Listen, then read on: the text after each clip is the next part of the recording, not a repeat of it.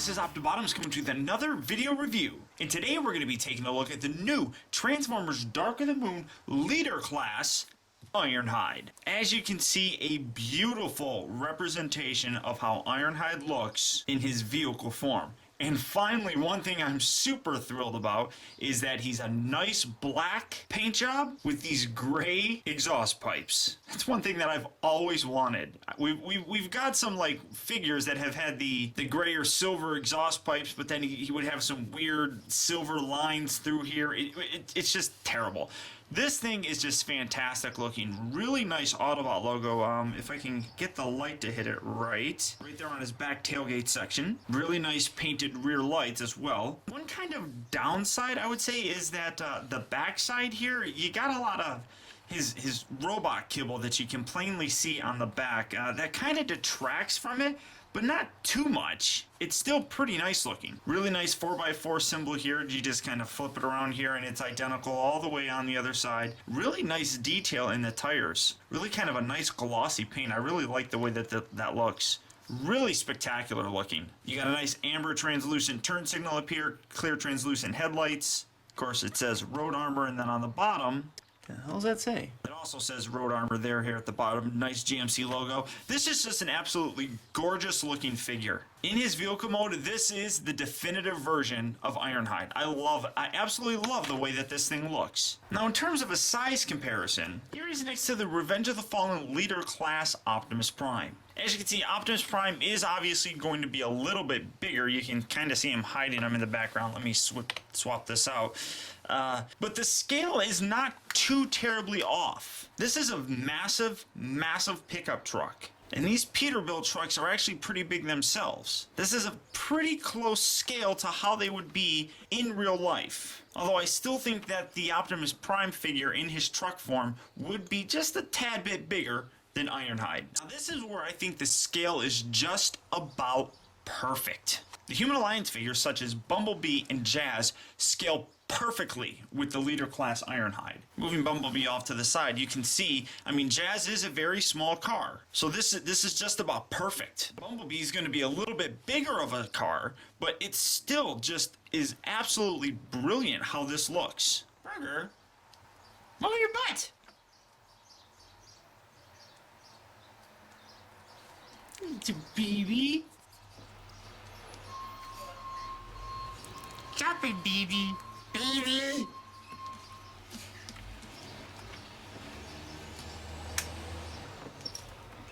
Now all we need is a really nice Ratchet figure, and I'll be able to have a perfect display of the original Autobots from the movie line. Now in his vehicle mode, he does have some sounds and some really cool gimmicks. His sound bit here is activated by this little button here on the back section that when you push it down, it makes a real quick sound, but if you hold it down, you get the real effect. So just real quick pushing it.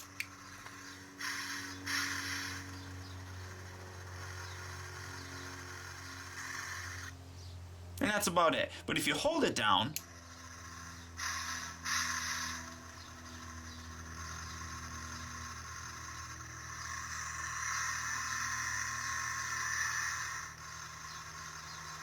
you can hear that it plays a little bit longer and kind of revs up a little bit more. Really kind of nice. I'm a little bit disappointed that it doesn't light up or anything like that, but what are you going to do? The other really cool gimmick is he's got exploding guns.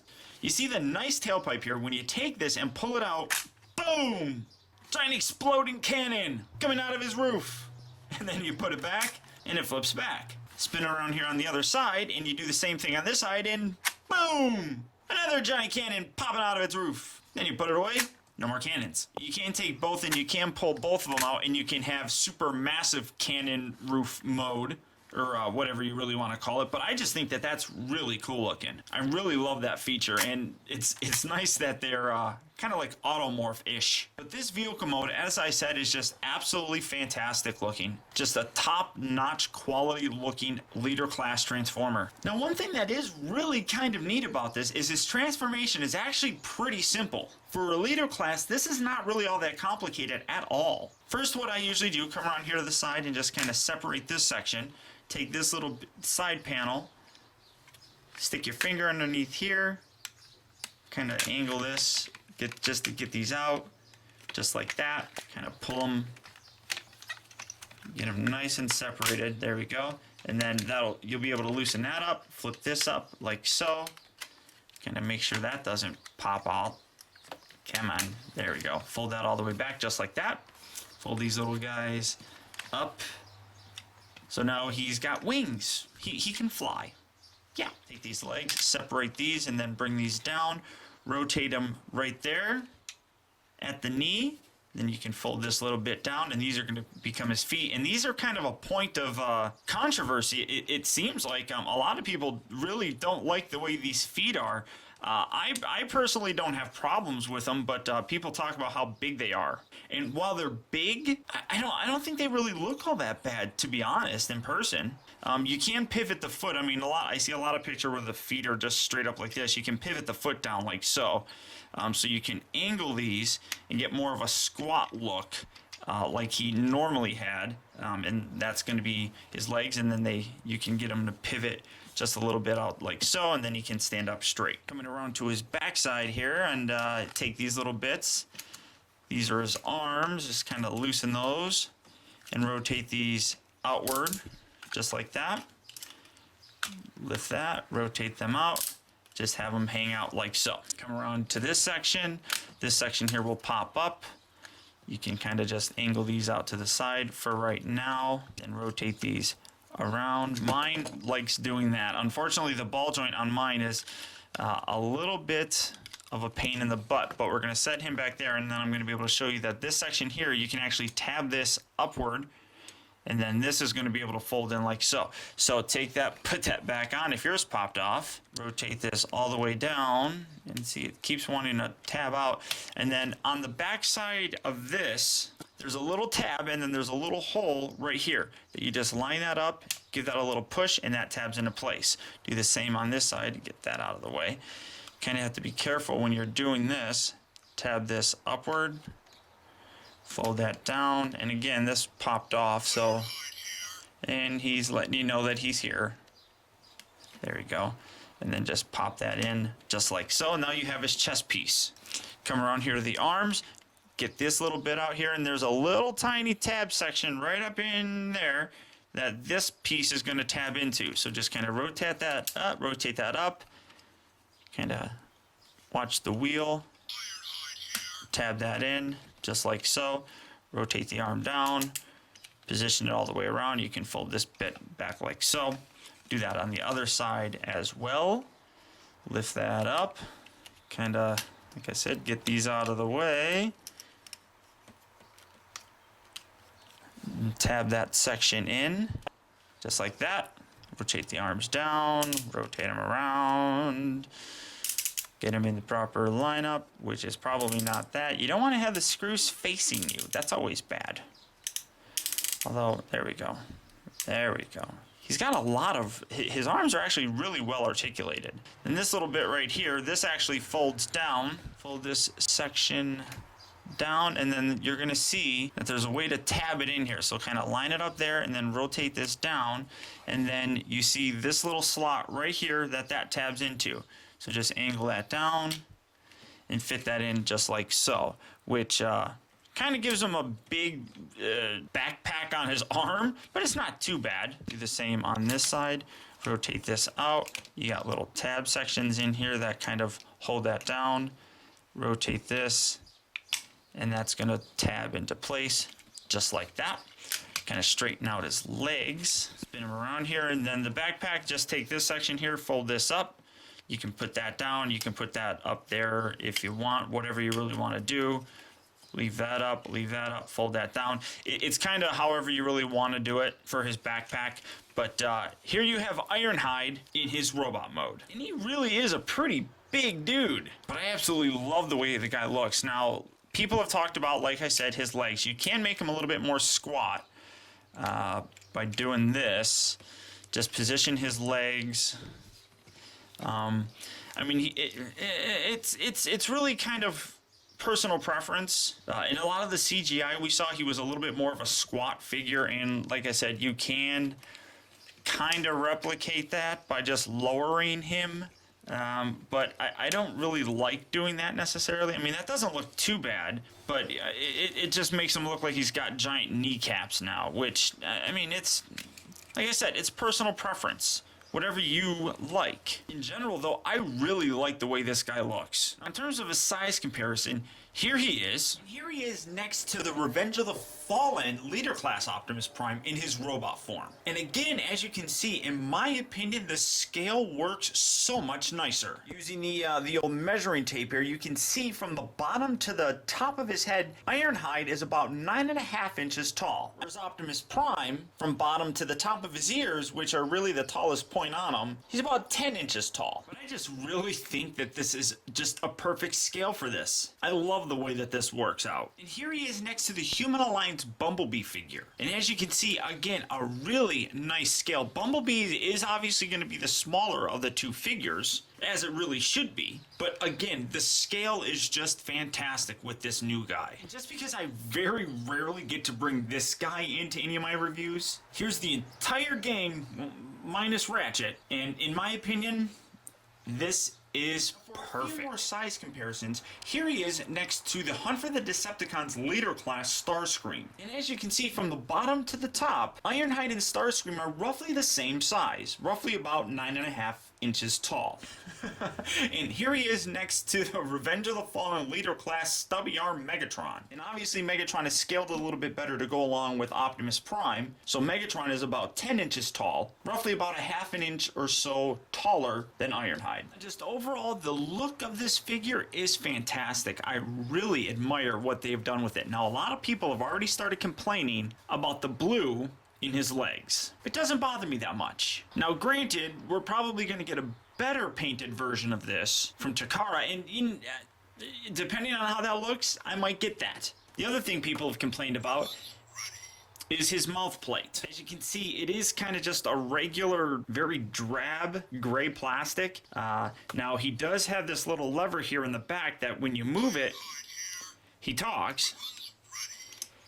Now, if you push it all the way forward, it will lock down with a little bit sticking out. But the problem is when you turn his head, it really kind of, well, it kind of pops up. It doesn't really stay down very well. Now, you could probably almost cut that out entirely because this chest piece right here, when you push it, he gets his lights and sounds too. And it, like I said, it doesn't really lock down. But you could completely remove this piece if that bugs you a lot. But as you can see, it kind of doesn't really have much room to stay down there. I mean, as soon as you move it, it pops right back up. It hits pieces inside there and it just jumps right back up. But you could probably remove that mouthpiece. I mean, and the face is really nice there once you remove that. And then just use this. I mean, and unfortunately, it really doesn't sound a whole heck of a lot like Jess Harnell. That's kind of unfortunate, but the only real Transformer toy that we've gotten from this line that really sounds like their actual person is the Optimus Prime figure. The other really cool gimmick that a lot of people have talked about is this chest cannon. Now, he's got this little flap right here that you can lower down, and you can take this and deploy it.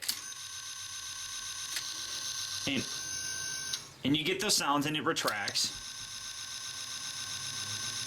And if you hold it out, it doesn't spin anymore, but it keeps making that sound, and then when you let it go back in, it makes a, well, maybe it doesn't. See how long I can hold it down here for. Okay, so eventually it cuts off, which is probably a good thing, and then you flip it back, and then it shortens that sound bit. But also this little lever right up here, if you move this and push this down, maybe you can see it, it does the same thing. Now it does light up. It's very hard to see here in my lights. Oh, there it is. You can kind of see it right there. You got a little red light in there, but you can't go too fast.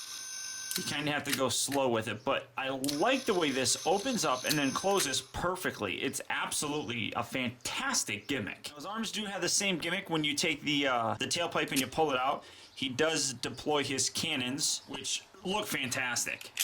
on both sides. I just absolutely love the way that this guy looks. It's so incredibly badass. But that's not even all in terms of his gimmicks. He has what I like to call super stealth leg weapons. Why do I call them that? Because you can't even tell that they're there. Take a look. His leg looks awesome. You can't tell anything about it.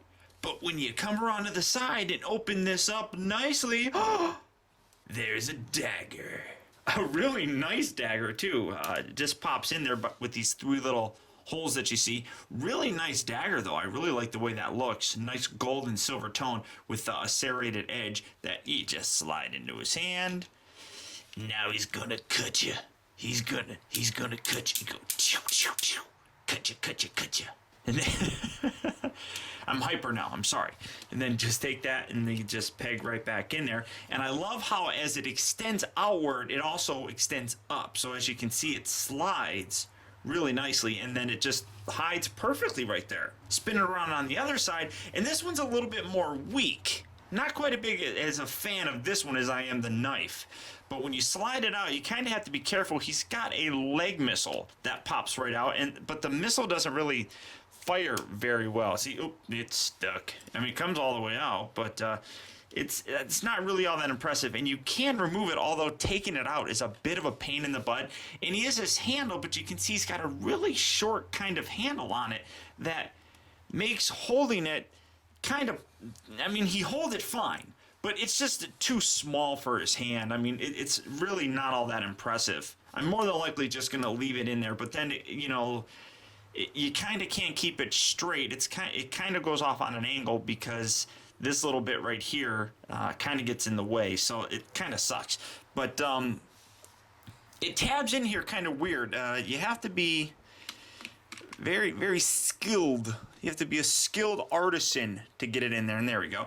And then you close it, but it doesn't close very well. You kind of have to guide it back, and then it closes. But that's actually pretty cool. I really like that. Now, in terms of his articulation, it's actually very good and kind of standard by this point in time when it comes to these sort of figures. His head rotates from left to right, obviously. Articulated here at the shoulder, moves in and out, and obviously up and down. He kind of has to keep his arms bent out a little bit because of these big giant wheels, but it's not too bad. I mean, it kind of gives that, you know, I'm a big bulky robot feel, I suppose. He's articulated at 2 swivel joints on his arm as well. Right up here, you can see that it rotates there, but then it also rotates, I'm going to hold this, down here right below the elbow joint itself, and then he bends at the elbow, so you get a good range of motion. The 2 swivel joints on there really make it so that you can have him like this and then rotate his arms around. I mean, really whatever you want to do. I mean, you can position it like that where he looks like he's going like that, or like I said, you can rotate it and now you have him with the hand-shaking gesture, I suppose. Unfortunately, he's not articulated at the wrist, but the hands themselves are really nicely painted. Very nice metallic kind of blue color. Nothing at the waist. He's articulated here at the hip, back and forth, in and out. Swivels here at the knee, bends at the knee. His feet obviously move back and forth, and they also swivel like so you get some nice posability, and his feet are articulated, so you get a little toe action, which is nice. This guy just really, in my opinion, is the best Ironhide that we've gotten, and well worth picking up. Now, much like his transformation to his robot mode, transforming him back into his vehicle mode is still actually fairly easy. There are a couple parts that get a little bit, you know, hairy, but it's nothing that you can't really work out. First, come around here to the feet and just kind of put these up and put them away, just like that. Do that on the other side as well. Fold those down, rotate them here, and rotate them here. And then you can just kind of leave these off to the side. You'll get to these more in a little bit.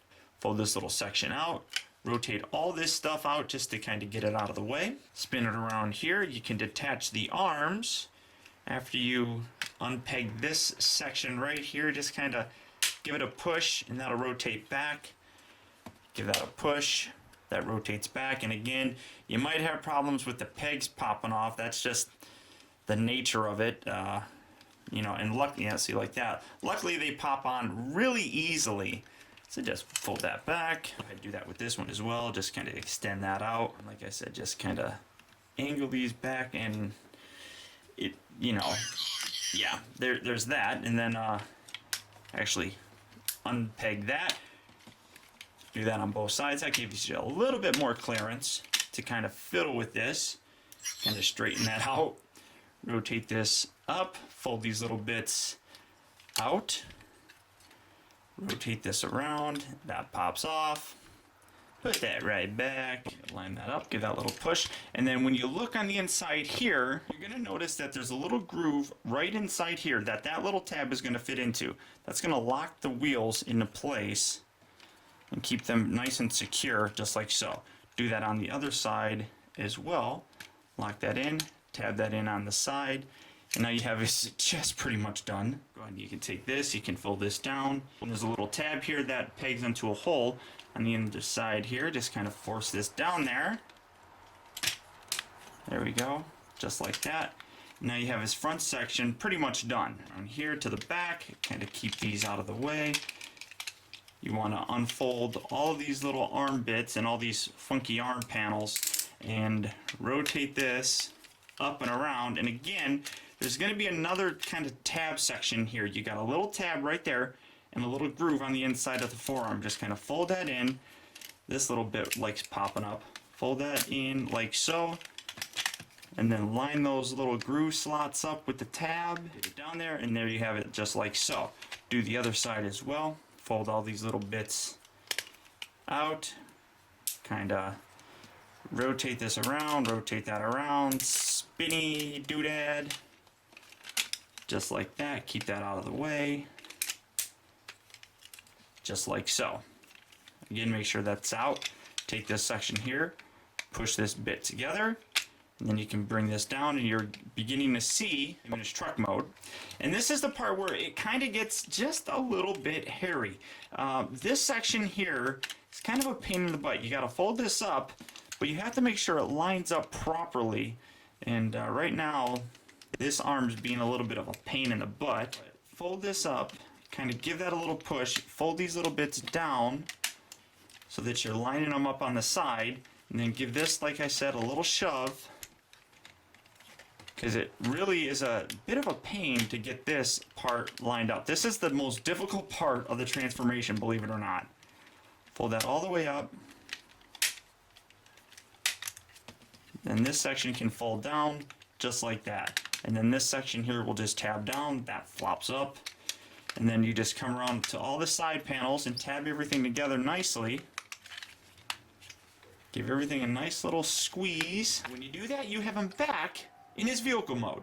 As I said, I really love the way that this figure looks. His vehicle mode is almost spot on for how the GMC truck that Ironhide is modeled after really looks. Fantastic detail all the way through, and just in general, a wonderful representation of the real life truck itself. The transformation, ridiculously simple, bordering on what I would consider a deluxe level of transformation, but in a leader class figure. It's got a few hairy parts where it gets a little bit tough, but nothing that you really can't work through. And at no point in time transforming into robot mode or back to his vehicle mode do I feel like something is going to break. His robot mode, while not really all that identical to the CGI model, I really think it's the best looking representation of Ironhide in robot mode that we've gotten so far. Everything about this figure is a pure win in my opinion. I really do believe that this figure is the must-have from the Dark of the Moon line. Sure, Sentinel Prime and Shockwave are really nice figures to have, but we've wanted a really nice Ironhide for a very long time. And finally, Hasbro's given one to us. So until next time, guys, I want to thank you for tuning in. I'll talk to you later.